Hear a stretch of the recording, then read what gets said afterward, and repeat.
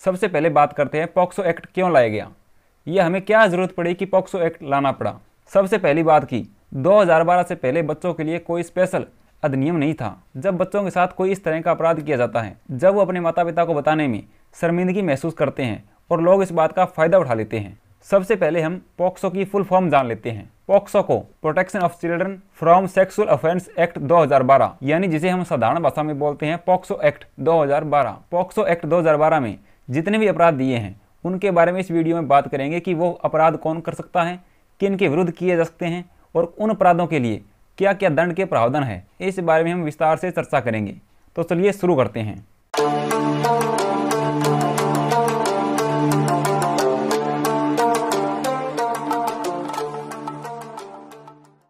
जब हम POCSO act की बात करते हैं यानी protection of children from sexual offence, क्योंकि इसमें जो शब्द दिया है चिल्ड्रन यानी बालक, बालकों के विरुद्ध सेक्सुअल अपराधों के बारे में ये पूरा एक्ट बनाया गया है। अब बात करते हैं बालक कौन है। इसके लिए इसी अधिनियम में एक सेक्शन दिया गया है, सेक्शन 2 के सब क्लॉज 1 घ। इसमें बालक की परिभाषा दी गई है। इस परिभाषा के अनुसार कोई भी व्यक्ति जिसकी आयु 18 वर्ष से कम है, यानी कि ऐसा कोई भी व्यक्ति, मतलब इसमें कोई लिंग भेद नहीं किया गया है, यानी सभी लिंगों के लिए है, चाहे वो लड़का हो या लड़की या कोई अन्य लिंग हो, अगर वह 18 वर्ष से कम आयु का है तो वह बालक की परिभाषा में आएगा। अब आपके मन में एक प्रश्न जरूर उठा होगा, जैसे कि मान लीजिए किसी व्यक्ति की आयु आज 18 वर्ष हो जाती है और अगर वो आज के दिन अपराध करता है तो वह पॉक्सो एक्ट के अंतर्गत नहीं आएगा। लेकिन अगर यह अपराध आज से एक दिन पहले करता है, यानी 18 साल की आयु का होने से पहले करता है, तो ये पॉक्सो एक्ट के अंतर्गत आएगा।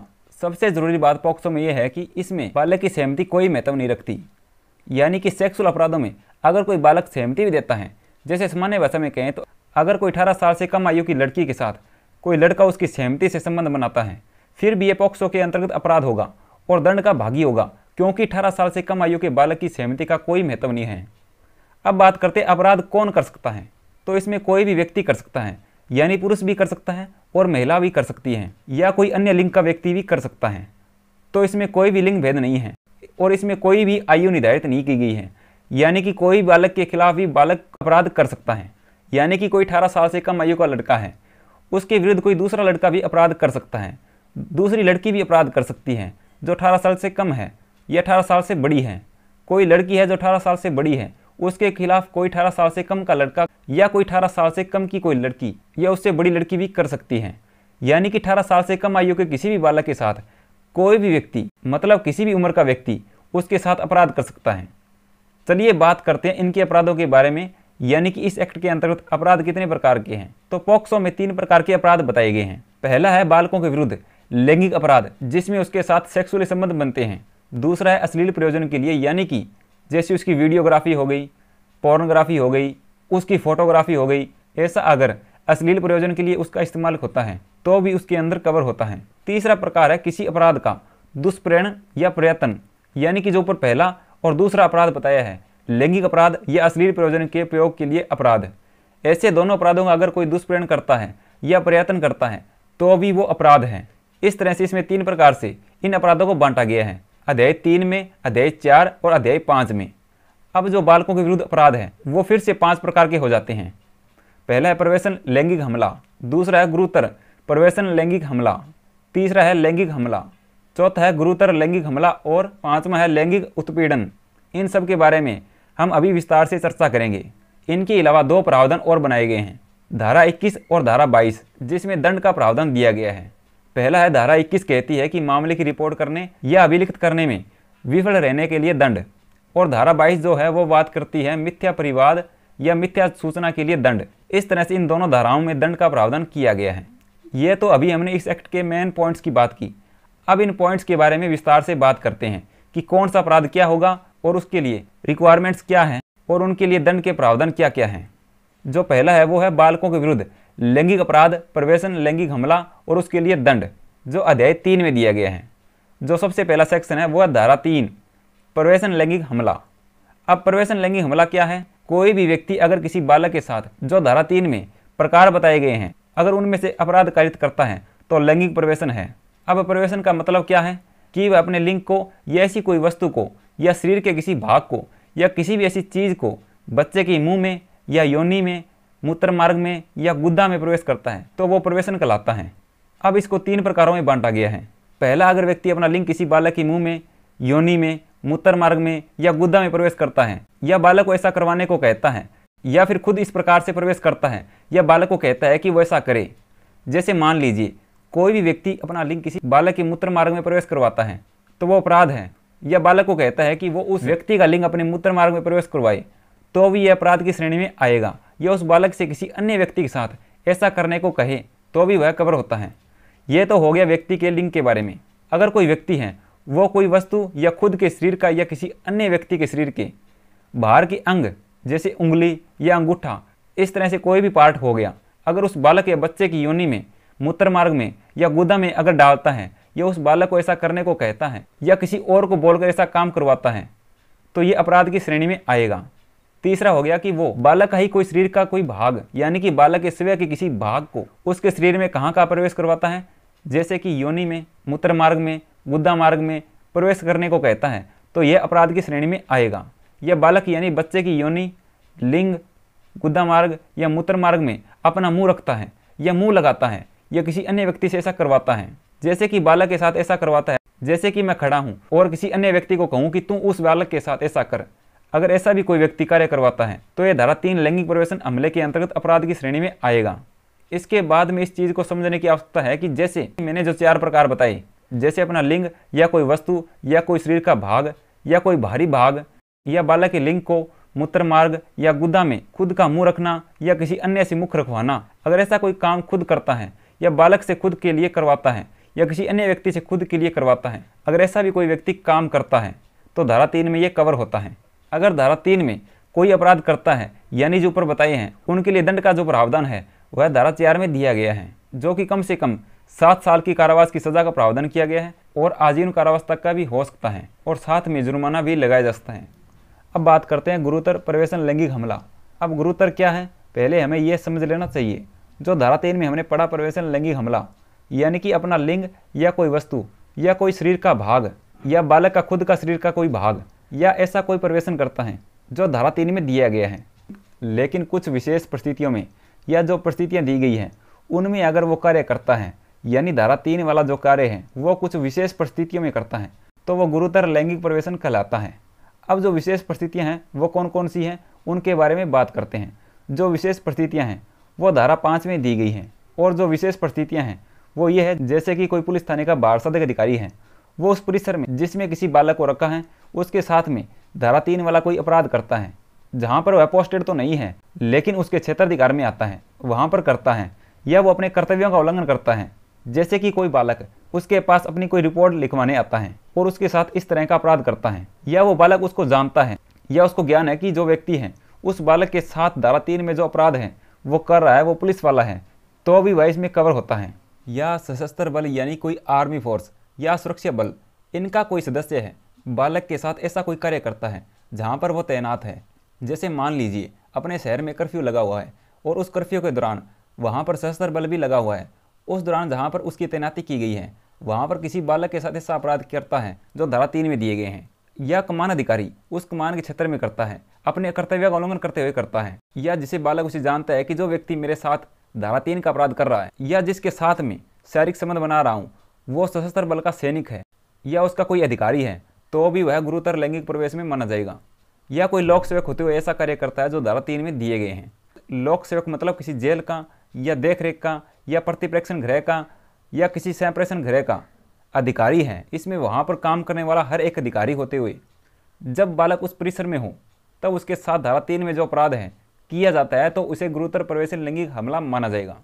अगर किसी हॉस्पिटल में, हॉस्पिटल सरकारी हो या प्राइवेट हो, अगर उसका कोई कर्मचारी अपने हॉस्पिटल के अंदर ऐसा कोई काम करता है जो धारा 3 के अंतर्गत आता है, या किसी शैक्षणिक संस्थान या किसी धार्मिक संस्थान का कोई प्रबंधक या कोई संचालक उस धार्मिक संस्थान के अंदर ऐसा कोई कार्य करता है, या फिर किसी बालक के साथ में सामूहिक तौर से यानी बहुत सारे लोगों के द्वारा, यानी कि अगर एक व्यक्ति ऐसा कार्य करे तो धारा 3 में कवर होता है। अगर बहुत सारे लोग किसी बालक के साथ ऐसा अपराध करते हैं तो वो धारा 5 में कवर होता है, यानी कि गुरुतर लैंगिक प्रवेशन हमले के अंतर्गत कवर होता है। जैसे कि आजकल ज़्यादा सुनने में आ रहा है गैंग रेप, बालक के साथ अगर कोई गैंग रेप करता है तो वो धारा 5 में कवर होता है। या बालक पर आयुध यानी कि चाकू, बंदूक या एसिड या गर्म पदार्थ से उसके ऊपर हमला करता है या उसके ऊपर प्रयोग करता है तो वह धारा 3 के अंतर्गत अपराध होता है। या बालक के शरीर को नुकसान पहुंचाने के लिए बालक की जनेंद्रियों को क्षति पहुंचाते हुए प्रवेशन लैंगिक हमला करता है। जैसे कि कुछ साल पहले दिल्ली में निर्भया कांड हुआ था, उसमें एक रोड के द्वारा जनेंद्रियों को विदित कर दिया था। तो ऐसा भी कोई अपराध करता है या चोट मचा के कोई किसी के साथ लैंगिक संबंध बनाता है जो धारा 3 में कवर होता है, तो भी वह गुरुतर लैंगिक हमले में कवर होता है। या बालक के साथ ऐसा कार्य किया जाता है जिसमें वो शारीरिक या मानसिक रूप से अशक्त हो जाता है। या बालिका के साथ ऐसा अपराध किया जाता है और वह गर्भवती हो जाती है उस अपराध के कारण, तो भी वह धारा 5 में कवर होता है। अगर गर्भवती नहीं होती है तो धारा 3 में कवर होगा, अगर गर्भवती हो गई है तो धारा 5 में कवर होता है। या उसको एड्स का संक्रमण हो जाता है, या बालक शारीरिक या मानसिक रूप से विकलांग है और उस विकलांगता का फायदा उठाते हुए उसके साथ ऐसा संबंध बनाता है या बार बार उसके साथ वह धारा 3 का अपराध करता है। या जो 12 वर्ष से कम आयु का बालक है उसके साथ में ऐसा कोई अपराध करता है जो धारा 3 में प्रवेशित है। जिसके साथ में धारा 3 का अपराध किया जा रहा है वह 18 वर्ष से कम तो है, लेकिन अगर वो 12 वर्ष से भी कम है तो धारा 5 में कवर होता है। या कोई घर का सदस्य है जो उसके संरक्षण के लिए नियुक्त किया गया है, जो घर का सदस्य हो सकता है या घर के साथ में कोई रहता है, या कोई घर का कोई साझेदार उस बालक के साथ धारा 3 का अपराध करता है, या उसका कोई नातेदार है, उसके परिचित हैं या उसके रिश्तेदार हैं। अधिकतर देखा गया है कि अक्सर बालकों के साथ उनके घर के जैसे उसके पिता का कोई दोस्त हो गया, वो ऐसा अपराध करता है तो वो इसमें धारा 5 में कवर होता है। यह न्यासी है, यानी कि किसी बच्चे को किसी के घर में छोड़ा गया, कि जैसे कि हम अपने बच्चों को अब उनकी पढ़ाई लिखाई के लिए किसी के पास कुछ समय के लिए छोड़ देते हैं और उस दौरान उसके साथ धारा 3 का अपराध कर दिया जाता है, तो ये अपराध धारा 5 में दंडनीय होगा। या ये जानते हुए कि बच्ची प्रेग्नेंट है, यानी जैसे हम देखते हैं कि काफ़ी जगहों पर बच्चों की शादी कम उम्र में ही कर दी जाती है, यानी 18 साल से पहले ही कर दी जाती है और वह बचपन में ही गर्भवती हो जाती है। और अगर उस गर्भावस्था के दौरान उस लड़की के साथ ऐसा लैंगिक प्रवेशन करता है तो धारा 5 में दंडनीय होगा। या फिर उस बच्चे की हत्या करने का प्रयत्न किया जाता है, अगर बच्चे की हत्या कर दे तो उसके लिए आईपीसी की धारा 302 में कवर है ही, लेकिन अगर हत्या का प्रयत्न किया जाता है या लैंगिक प्रवेशन किया जाता है तो वह धारा 5 में आएगा। या जहाँ पर सामूहिक हिंसा चल रही है या कोई दंगे हो गए हैं, उन दोनों के दौरान उसकी आड़ लेते हुए कोई ऐसा अपराध करता है जो धारा 3 में दिया गया है तो इसमें कवर होगा। और अगर एक बार वो लैंगिक अपराधी दोषी हो गया है, मान लीजिए कोई व्यक्ति धारा 3 क्षेत्र के लिए या धारा 354 आईपीसी में दंडित किया गया, लेकिन फिर से वो पॉक्सो में अपराध कर देता है, भले ही वो सिर्फ छेड़छाड़ी करे या फिर उसके साथ में धारा 3 का अपराध कर देता है, तो भी वह दोबारा दोषित किया जाएगा और उसे धारा 5 में दंडित किया जाएगा। अगर धारा 3 का अपराध करने के बाद किसी बालक को सार्वजनिक रूप से निरस्तर करता है, यानी लोगों के सामने उसे नग्न कर देता है, तो भी वह धारा 5 में दंडनीय होगा। और धारा 5 में जो अपराध करता है तो उसके लिए दंड का प्रावधान धारा 6 में किया गया है, जो कि कठोर कारावास का होगा। इसका साधारण कारावास नहीं हो सकता, इसमें कठोर कारावास से ही दंडनीय होगा, जो कम से कम 10 वर्ष का होगा और आजीवन कारावास तक का भी हो सकता है और जुर्माने से भी दंडनीय होगा। तो इस प्रकार से ये धारा 5 के दंड के प्रावधान है। तो ये तो हो गया लैंगिक प्रवेशन। अब जो अपराध है वह है लैंगिक हमला, जो प्रवेशन नहीं होता। धारा 7 में इसको परिभाषित किया गया कि अगर कोई व्यक्ति लैंगिक आशय से, मतलब लैंगिक इंटेंशन के साथ किसी बालक की योनि को, लिंग को, गुदा या सतनों को स्पर्श यानी छूता है, इसमें अनजाने से टच हुआ नहीं माना जाएगा। जैसे कि मैं रास्ते से कहीं जा रहा हूँ और अनजाने में किसी के साथ मेरी कोहनी या बाजू लग जाती है, जैसे कि किसी सतन को या किसी अन्य प्राइवेट पार्ट को लग जाती है, अगर ये अनजाने में होता है तो ये अपराध के अंतर्गत नहीं आएगा। लेकिन यही सब अगर मैं इस आशय, मतलब इस इंटेंशन के साथ करता हूँ कि उसके साथ टच हो, तो ये अपराध की श्रेणी में आएगा और लैंगिक हमला माना जाएगा। यह इसमें किसी भी प्रकार से शारीरिक संबंध बनाता है, जैसे कि मान लीजिए कि उसको गले लगाने की कोशिश करता है या गलत आशय से उसको छूने की कोशिश करता है, तो वह लैंगिक हमले के अंदर आएगा। लेकिन इसमें एक बात यह जरूरी है कि इसमें लैंगिक प्रवेशन नहीं होगा, ये आप ध्यान रखिए। अब बात करते हैं लैंगिक हमले के लिए दंड। तो इसके लिए धारा 8 में प्रावधान किया गया है, जो कम से कम 3 वर्ष का होगा और जो 5 वर्ष तक का हो सकेगा और जुर्माने से भी दंडनीय होगा। अब बात करते हैं गुरुतर लैंगिक हमला, जो हमने धारा 7 में पढ़ा है। अगर वैसा अपराध धारा 9 में दी गई परिस्थितियों में करता है, ये परिस्थितियाँ कौन सी है?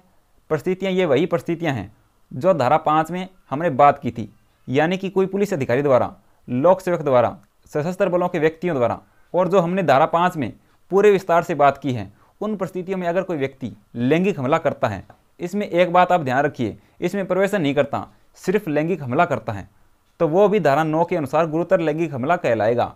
और इसके लिए जो दंड का प्रावधान है वो धारा 10 में दिए गए हैं, जो कि अगर कोई व्यक्ति गुरुतर लैंगिक हमला करता है तो उसे 5 वर्ष से कम तक दंडित नहीं किया जाएगा और यह 7 वर्ष तक का कारावास हो सकता है और जुर्माने से भी दंडनीय होगा।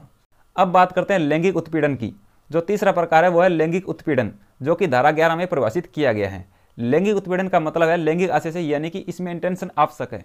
कोई व्यक्ति किसी बालक के साथ में गलत आशय से उसको कोई शब्द कहता है या किसी प्रकार से गंदे इशारे करता है, और ऐसा कोई वस्तु या कोई शरीर का कोई भाग, जैसे कोई व्यक्ति अपना शरीर का कोई प्राइवेट पार्ट अपने गंदे इरादे से दिखाता है जिससे उस बालक को दिखे और सुने, या उस बालक के शरीर के किसी प्राइवेट पार्ट को लोगों को दिखाने के आशय से कोई ऐसा कृत्य करता है जैसे उसको नग्न होने के लिए या नग्न करता है जिससे लोग उस बालक को उस अवस्था में देख सकें, या किसी बालक को अश्लील वीडियो या कोई फोटो दिखाता है, जैसे कोई व्यक्ति अपने मोबाइल से कोई अश्लील वीडियो किसी को दिखाता है, या बच्चे का किसी प्रकार से पीछा करता है। पीछा करने का मतलब है जैसे आजकल की बात करें तो कोई व्यक्ति किसी बालक को SMS के द्वारा या फेसबुक के माध्यम से बार बार उसको फ्रेंड रिक्वेस्ट भेजता है या उसका पीछा करता है कि वो कहाँ जा रहा है और क्या कर रहा है। इसमें गलत इंटेंशन होना जरूरी है। अगर इसमें आशय गलत प्रकार का नहीं है तो यह अपराध नहीं होगा।